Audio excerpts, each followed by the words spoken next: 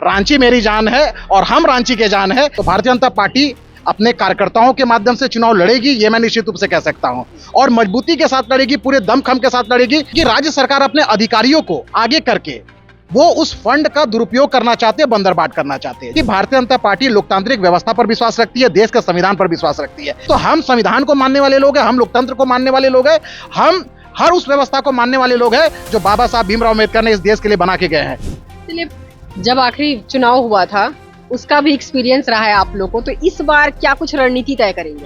बिजली नहीं है, ट्रैफिक लाइट की स्थिति बहुत ही खराब है, कचरा जगह जगह आपको डंप मिलेगा।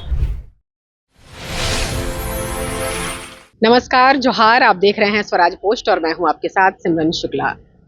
नगर निकाय चुनाव की तारीखों की घोषणा हो चुकी है। 23 फरवरी को चुनाव है और 27 फरवरी को इसका रिजल्ट आने वाला है। तो इसी से जुड़े सवाल हमारे साथ जुड़े हैं अशोक बड़ाइक जी। तो आइए उनसे सीधे जुड़ते हैं और जानते हैं कि उनकी क्या कुछ उनसे चर्चा में निकलकर सामने आता है। अशोक जी, आपका बहुत बहुत स्वागत है स्वराज पोस्ट में। बहुत बहुत धन्यवाद, नमस्कार, जोहार आपके पूरे दर्शकों को। जी, निकाय चुनाव की तारीखों की घोषणा हो चुकी है, तो बीजेपी की प्राथमिकता क्या होगी? हालांकि आप भी इस दौर में शामिल हैं, तो क्या कहेंगे? देखिए, चुनाव की घोषणा जो हुई है ये भारतीय जनता पार्टी और भारतीय जनता पार्टी के कार्यकर्ताओं के संघर्ष के कारण ये चुनाव की घोषणा हो पाई है। आप देखे होंगे कि अब कुछ दिन पहले भारतीय जनता पार्टी पूरे प्रदेश भर में 3 मांगों को लेकर सड़क पर संघर्ष कर रही थी, धरना प्रदर्शन की थी। वो क्या थी कि ईवीएम से चुनाव होनी चाहिए, दलीय आधार पे होनी चाहिए और जल्द चुनाव होनी चाहिए।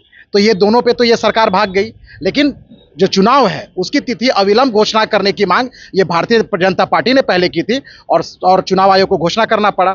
देखिए, भारतीय जनता पार्टी का विषय जहां तक है तो भारतीय जनता पार्टी अपने कार्यकर्ताओं के माध्यम से चुनाव लड़ेगी, ये मैं निश्चित रूप से कह सकता हूं, और मजबूती के साथ लड़ेगी, पूरे दमखम के साथ लड़ेगी, ये भी मैं निश्चित रूप से कह सकता हूं, क्योंकि भारतीय जनता पार्टी कार्यकर्ताओं की पार्टी है और कार्यकर्ता 365 दिन 24 घंटा अपने ऑर्गेनाइजेशनल एक्टिविटीज के माध्यम से, संगठनात्मक कार्यक्रम के माध्यम से लगातार जनता के बीच रहते हैं। तो जब चुनाव हो जाए, अब घोषणा हो चुका है, रणभेरी बज चुकी है, हमारे कार्यकर्ता लग गए इस फील्ड में।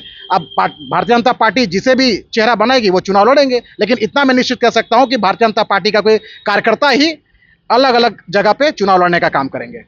आपकी नजर में सबसे बड़ा स्थानीय जो समस्या है वो क्या है?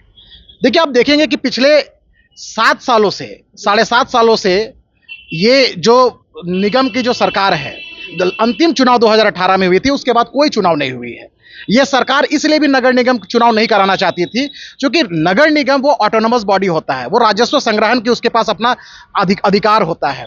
केंद्र की स्पेशल फंड्स आती है वो निगम में। आप देखेंगे कि राज्य सरकार अपने अधिकारियों को आगे करके वो उस फंड का दुरुपयोग करना चाहते हैं, बंदरबाट करना चाहते हैं। जो इतिहास कहता है कि यह सरकार अपने अधिकारियों के माध्यम से जनता के जो जो कमाई की जो राशि है, गाड़ी कमाई की जो राशि है, उसको वो हड़पने का काम करती है। इसलिए वो चुनाव नहीं कराना चाहते हैं, क्योंकि चुनाव कराएंगे, जनता के प्रतिनिधि वहां बैठेंगे, जनता के पैसा को कस्टोडियन के रूप में वो वहां देखेंगे, तो अधिकारियों की तो चलेगी नहीं। तो इसलिए ये सरकार चुनाव से भाग रही थी, लेकिन भारतीय जनता पार्टी लोकतांत्रिक व्यवस्था पे विश्वास करती है और भारतीय जनता पार्टी साफ तौर पर आप ये कह रहे हैं कि माने बीजेपी की कोशिशों का नतीजा है जो ये चुनाव। बिल्कुल बिल्कुल, पंचायत चुनाव से भी ये सरकार भाग रही थी। आप इतिहास को खंगालेंगे तो नगर निगम की जो चुनाव थी, जो पिछले 2-2.5 सालों से पेंडिंग पड़ी हुई थी, उसको भारतीय जनता पार्टी अपने संघर्ष के दम पे इसको शुरुआत करने का काम किया है। चुनाव कराने की स्थिति में आई है ये चुनाव आयोग।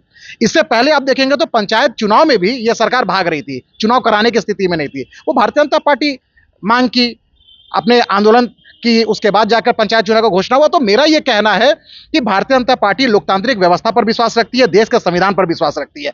ये लोग से सवाल पूछने जरूर चाहिए कि ये लोग बोलते हैं कि लोकतंत्र की हत्या की जा रही है, संविधान की हत्या की जा रही है, तो संविधान और लोकतंत्र के हत्यारे तो ये लोग हैं कि जो देश में जो संविधान प्रदत्त अधिकार दिया गया है कि हर 5 सालों में चुनाव होना है, तो ये लोग 5 साल के बाद क्या, ये 7 साल में चुनाव हो रहा है, 7.5 साल में चुनाव हो रहा है। तो हम संविधान को मानने वाले लोग हैं, हम लोकतंत्र को मानने वाले लोग हैं, हम हर उस व्यवस्था को मानने वाले लोग हैं जो बाबा साहब भीमराव अम्बेडकर ने इस देश के लिए बना के गए हैं। लेकिन सवाल इन लोगों से पूछनी चाहिए कि बाबा साहब के नाम पे घड़ियालू आंसू बहाने वाले लोग, जो लोकतंत्र और संविधान के नाम पे बड़ी बड़ी बातें करने वाले लोग, जब जनता को अधिकार देने की बात आती है तो अधिकारियों को आगे करके जनता के हक को मारने का काम करते हैं, अपने निजी राजस्व बनाने का काम करते हैं। चलिए, जब आखिरी चुनाव हुआ था उसका भी एक्सपीरियंस रहा है आप लोगों को, तो इस बार क्या कुछ रणनीति तय करेंगे? देखिए, भारतीय जनता पार्टी अपने मुद्दों को लेकर चुनाव लड़ती है और हमारा मुद्दा स्पष्ट है, आम जनता का सर्वांगीण विकास, शहर का विकास, यही हमारा मूल मुद्दा रहेगा। अब आप विकास के पैमाने पर देखेंगे, विकास के अगर बिंदु पर चर्चा करेंगे तो कई तरह के इंफ्रास्ट्रक्चर के मामले पे हो या किसी के जीवन स्तर को बढ़ाने के मामले पे हो। आप देखेंगे अगर रांची राजधानी की बात करें तो ये रांची नगर निगम क्षेत्र है।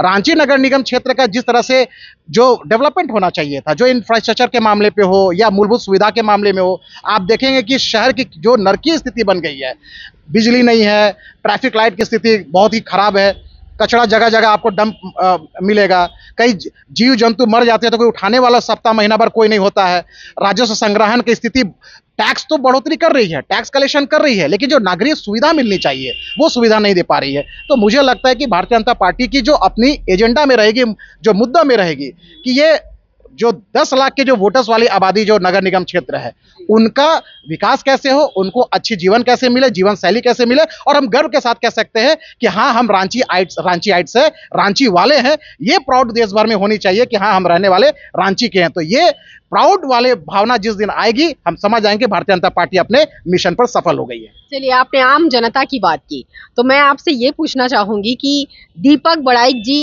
एक आप आम जनता के नजरिए से बताइए कि यहाँ की जो मूल समस्या है वो क्या है आपकी नजर में। मैं सिर्फ ये पूछना चाहती हूँ, आम जनता के पॉइंट ऑफ व्यू से बताइए। देखिए, आम जनता का ही जो भाव होता है वो भारतीय जनता पार्टी के भाव है, वो मेरा भी भाव है, मेरा व्यक्तिगत भी भाव है। मेरा व्यक्तिगत भाव, भारतीय जनता पार्टी का भाव, सब भाव बराबर है। भाव एक ही है कि आम जनता का विकास, शहर का विकास।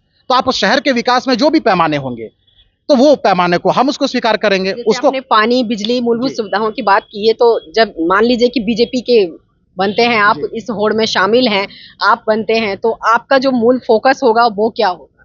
देखिए, फिलहाल तो अभी भारतीय जनता पार्टी अपने समर्थित उम्मीदवार उतारेगी, और मैं पहले भी कह चुका हूं कि भारतीय जनता पार्टी का कार्यकर्ता ही चुनाव लड़ेगा। यह मैं निश्चित रूप से कह सकता हूं, वो मैं हूं या कोई दूसरा कार्यकर्ता हो। और पार्टी पूरे दमखम के साथ अपने कार्यकर्ता के माध्यम से कार्यकर्ताओं को सामने रख के चुनाव लड़ेगी, और जो भी मुद्दा होगी वो जन मुद्दों के भावनाओं के अनुरूप होगी, और उसी मुद्दों को लेकर हम चुनाव के मैदान में जाएंगे। और मैं निश्चित रूप से कह सकता हूं कि पिछले 6 सालों में इस सरकार ने जो जन विरोधी नीतियों को इस प्रदेश भर में लागू करने का काम किया है, पूरी की पूरी लूट खसूट, जल जंगल जमीन को इन लोगों ने बर्बाद करने का काम किया है, घोटाले भ्रष्टाचार से सरकार की पहचान होती है। इसके खिलाफ जाकर राज्य भर में जितने भी नगर निकाय क्षेत्र में रहने वाली जनता है, इस सरकार के खिलाफ वोट देंगे। वो कांग्रेस समर्थित उम्मीदवार हो, जेएमएम समर्थित उम्मीदवार हो, उनके खिलाफ वोट करते हुए भारतीय जनता पार्टी के पक्ष में मतदान करने का काम करेंगे, और पूरी की पूरी नगर निकाय क्षेत्र में भारतीय जनता पार्टी के कार्यकर्ता जीतेंगे, ये मैं विश्वास के साथ कह सकता हूं। चलिए, एक आखिरी सवाल नहीं, उसको मैं विचार कहूंगी कि 5 साल बाद आपसे जब कोई कहता है कि शहर में बहुत कुछ बेहतर हुआ है, तो आप इसका श्रेय किस तरह से देंगे?